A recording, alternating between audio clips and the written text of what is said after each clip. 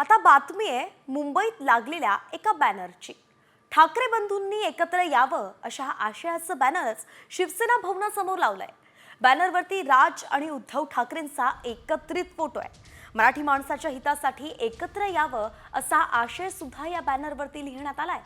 मराठी सेनेनं हे बॅनर लावले आहेत अशीच आता माहिती मिळतेय। तर या बॅनर संदर्भात अधिकची माहिती देत आहेत आमचे प्रतिनिधी गणेश कांबळे। थेट जाऊयात। उद्धव ठाकरे आणि राज ठाकरे या दोन्ही बंधूंनी एकत्र यावं यासाठीच्या भावना या दोन्ही पक्षांच्या कार्यकर्त्यांच्या आहेत।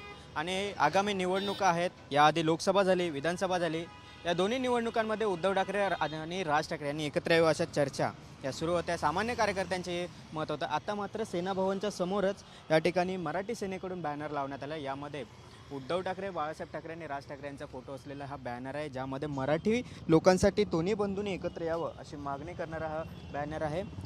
बरोबर सेना भवन जे शिवसेनेचं पक्ष कार्यालय आहे, त्या पक्ष कार्यालयाच्या समोरच या ठिकाणी हा बॅनर लावण्यात आलेला आहे। महाराष्ट्राच्या राजकारणाचा चिखल झालाय, मराठी माणूस द्विधा मनस्थितीत आहे आणि यावेळी राजसाहेब ठाकरे आणि उद्धवसाहेब ठाकरे आता तरी एकत्र यावे आणि मराठी माणूस आपली वाट पाहत आहे अशा पद्धतीचा आशयाचं बॅनर हे या ठिकाणी लावण्यात आलेलं आहे।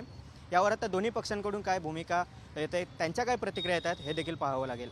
व्हिडिओ जर्नलिस्ट रोहितसह गिरीश कांबळे, साम टीव्ही, मुंबई।